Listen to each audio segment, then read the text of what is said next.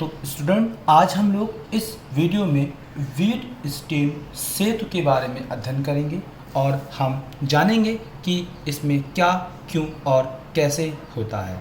ठीक, तो सबसे पहले हम लोग ये जानेंगे कि व्हीटस्टीन सेतु होता क्या है। ठीक, तो किसी अज्ञात प्रतिरोध का मान ज्ञात करने के लिए इंग्लैंड के वैज्ञानिक व्हीटस्टीन ने 4 प्रतिरोध, एक सेल तथा एक धारामापी का उपयोग कर एक युक्ति बनाई थी।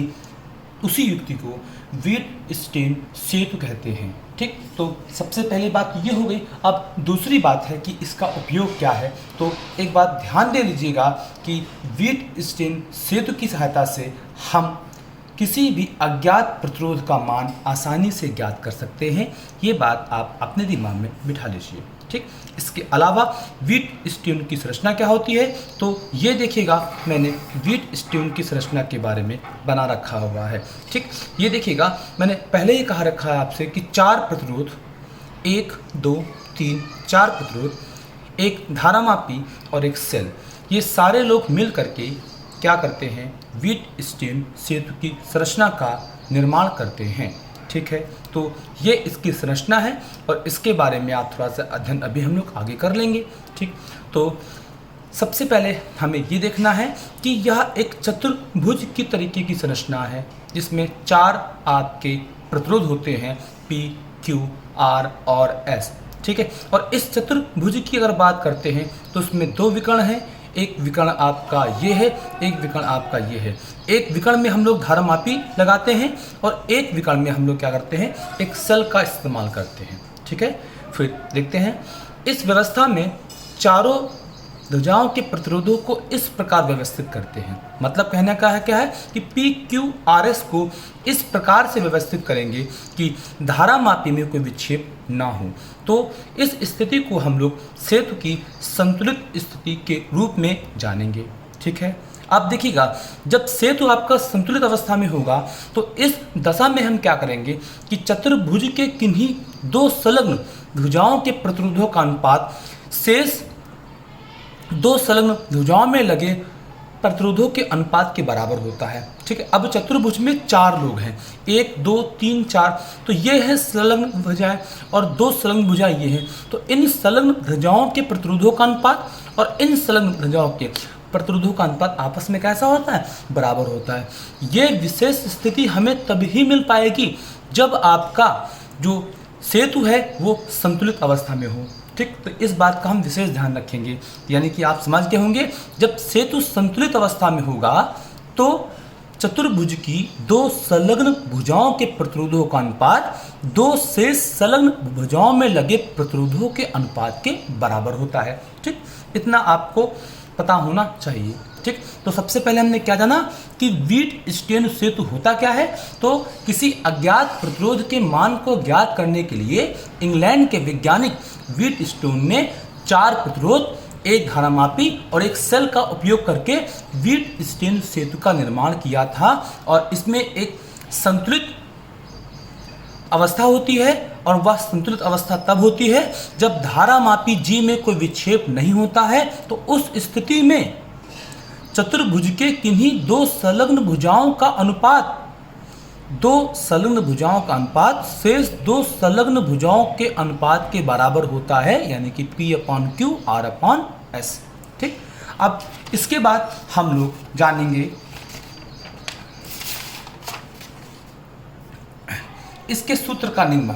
ठीक है, तो यहाँ पर देखिएगा कि हमारे पास ये एक चतुर्भुज है, उसमें PQRS है। ठीक, तो आपने किरचॉफ का दूसरा नियम पढ़ा है, हम किरचॉफ के दूसरे नियम का उपयोग इसी टॉपिक में करेंगे। ठीक है, तो हम लोग क्या करने जा रहे हैं, हम लोग सूत्र के निम्न की बात करने जा रहे हैं। ठीक, तो जैसा कि आपको पता होगा कि ये सेल है और इसमें से धारा हम निकालेंगे कितनी, I। अब I है तो यहाँ पर देखिएगा, एक ये स्थिति है और एक ये स्थिति है, और आपको पता है कि इसमें इस धारामापी में कोई धारा नहीं होगी। इसका मतलब है कि यहाँ जो धारा जो I होगी वो जब 2 भागों में विभाजित होगी तो इस डायरेक्शन में क्या जाएगी, तो I1 जाएगी और इस डायरेक्शन में क्या जाएगी, आपकी I2 जाएगी। इस धारामापी में कोई भी धारा नहीं जाएगी क्योंकि हम ये मान के चल रहे हैं कि सेतु संतुलित अवस्था में है। ठीक, तो एक पास आपका ये है बंद पास और एक बंद पास ये है। इन्हीं दो बंद पासों का उपयोग करके हम इस सूत्र का निगमन करेंगे। ठीक, तो सबसे पहले क्या है, बंद पास ए बी डी ए के लिए किरचॉफ का दूसरा नियम लगाने पर। ठीक है, देख पा रहे हैं आप, बंद पास ए बी डी ए के लिए किरचॉफ का दूसरा नियम लगाने पर। ठीक, तो देखिएगा, अच्छा ये जो दिशा मानते हैं ये किसी भी डायरेक्शन में आप बांध सकते हो, कोई दिक्कत नहीं। लेकिन मैंने क्या किया कि I1 की ही दिशा में इस पास की दिशा मानी है और इसमें I2 की, इसमें भी हमने I1 की ही दिशा में ये दिशा मानी है। ठीक है, तो आप ये जो डायरेक्शन हम जो सपोज करते हैं, ये किसी भी डायरेक्शन में आप सपोज कर सकते हैं, कोई दिक्कत नहीं, आपका जो रिजल्ट आएगा वो सेम आएगा। ठीक, तो देखिएगा, पहले बंद पास में आपने किरचॉफ का नियम ये पढ़ रखा है कि किसी भी परिपथ में प्रतिरोध और धारा का जो गुणनफल होता है वो पॉजिटिव होता है अगर आपने जो दिशा मानी है उसी दिशा में धारा प्रतिरोध में जा रही है। तो यहाँ का प्रतिरोध P है, इसमें धारा जा रही I1, तो इनका जो मल्टीप्लाई होगा वो कैसा होगा आपका, इनका मल्टीप्लाई आपका पॉजिटिव होगा। अब यहाँ देखो, इसमें भाई इस बंद पास में दो प्रतिरोध हैं P और R और इस बंद पास में दो प्रतिरोध हैं Q और S।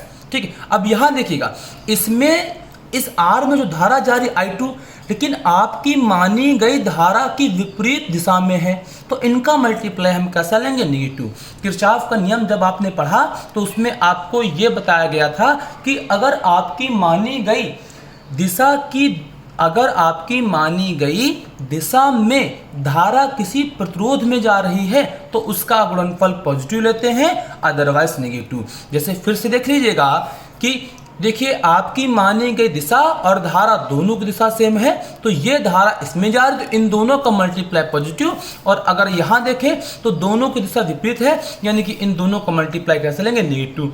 और चूंकि इस वाले पास में कहीं भी बैटरी नहीं लगी है तो हमने बराबर में कितना रख रखा है, 0 रख रखा है। ठीक है, इसको हम इधर लेकर के हैं तो I1 P बराबर I2 और R आ गया है। इसी सेम तरीके से हम बंद पास की बात करेंगे। कौन सा बंद पास, B C D B में। अब इस पास में भी दो रेजिस्टेंस है Q और S। Q में धारा है I1 और S में धारा है I2।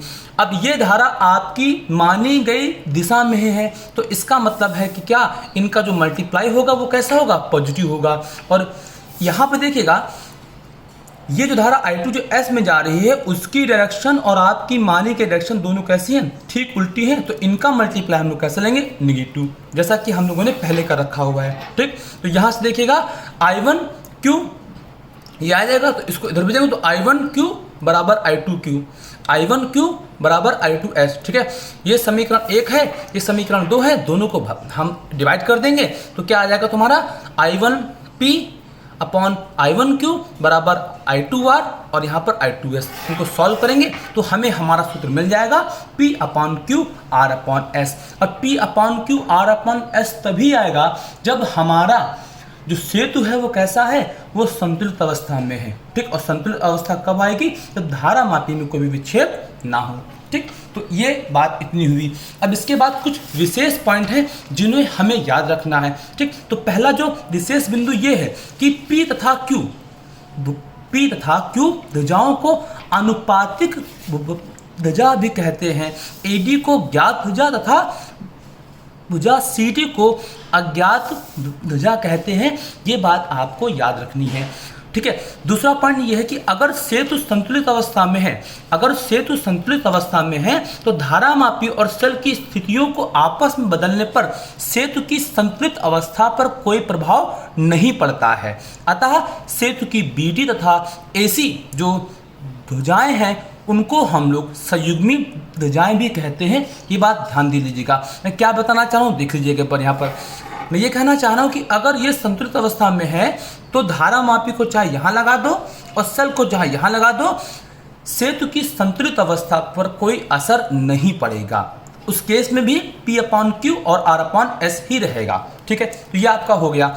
अब तीसरा पॉइंट जो है वो सेतु की सुग्राह्यता प्रतिरोधों के मान पर निर्भर नहीं करती है। ये बात भी आप ध्यान रखेंगे। लेकिन ये जरूरी है कि जितने भी प्रतिरोध हैं वो सब एक ही कोटि की होनी चाहिए, यानी कि अगर 1 ओम में है तो तीनों ओम में होने चाहिए, और अगर 1 किलो ओम में है तो तीनों तुम्हारे किलो ओम में हो, तो वहां पर जो सुग्राह्यता होगी वो ज्यादा अच्छी होगी। ठीक, तो हम टॉपिक कौन सा कवर कर रहे थे?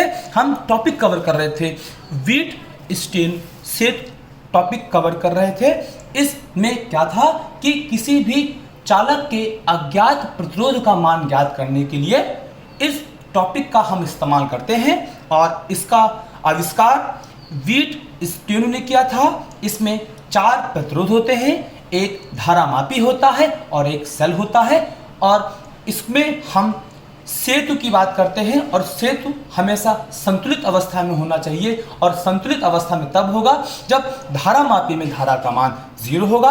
अगर धारामापी में धारा का मान 0 था, अगर धारामापी में धारा का मान 0 था, तो उस स्थिति में ये एक चतुर्भुज है। चतुर्भुज आप जानते होंगे जिनके आमने सामने की भुजाएं आपस में कैसी होती हैं? बराबर होती हैं। ठीक, तो इन भुजाओं को हम लोग संलग्न भुजाएं कहते हैं, और आपको साफ साफ बताया जा चुका है कि अगर सेतु संतुलित अवस्था में होगा तो संलग्न भुजाओं के प्रतिरोधों का अनुपात शेष 2 संलग्न भुजाओं के प्रतिरोधों के अनुपात के मान के बराबर होगा, जैसा कि यहाँ पर मैंने लिख रखा हुआ है, और इसको मैंने यहाँ भी लिख दिया है ताकि आपको कोई दिक्कत ना हो। इसके बाद फिर हमने सूत्र का निगमन किया था, तो यहाँ पर देखिए सूत्र का निगमन किया था। तो सूत्र का निगमन जो है वो हमने इस पूरे परिपथ में 2 पास की सहायता से हेल्प किया है, 2 पासों की सहायता से मैंने सॉल्व किया है। एक पास मैंने माना था A B D A, और एक पास मैंने माना था B C D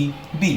ठीक, एक पास ये, एक पास ये। तो सबसे पहले मैंने बंद पास A B D A के लिए किरचॉफ का दूसरा नियम लगाया, और जब आपने किरचॉफ का दूसरा नियम लगाया है तो आपको पता है कि अगर आपके द्वारा जो दिशा मानी जाती है, अगर उसी दिशा में कोई धारा किसी प्रतिरोध में जा रही है तो उसका मल्टीप्लाई कैसा लेते हैं हम लोग?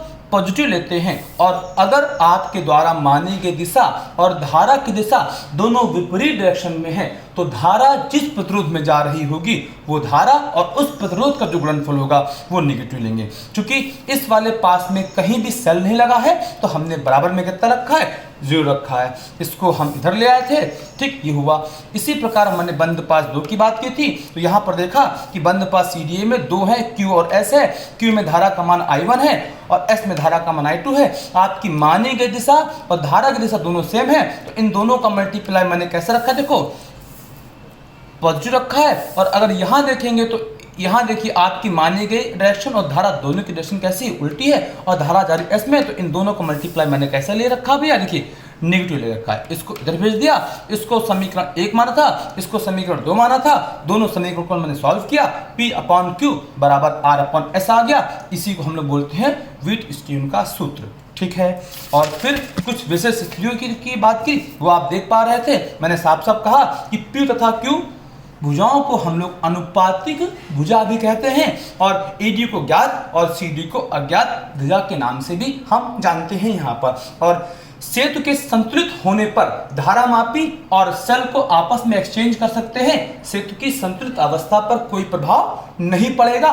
और साथ ही साथ में आपने ये भी लिख रखा है कि सेतु की BD तथा AC भुजाओं को संयुग्मी भुजाएं कहते हैं। यानी कि आप अगर यहाँ पर देखो तो ये आपकी है BD और ये आपकी है AC, तो इनको हम आपस में क्या संयुग्मी भुजाओं के नाम से जानते हैं। और सेतु की सुग्राह्यता जो प्रतिरोधों के मान पर निर्भर नहीं करती है, लेकिन ये विशेष ध्यान देंगे कि जो भी रेजिस्टेंस है वो सारे के सारे एक ही कोटि की होनी चाहिए।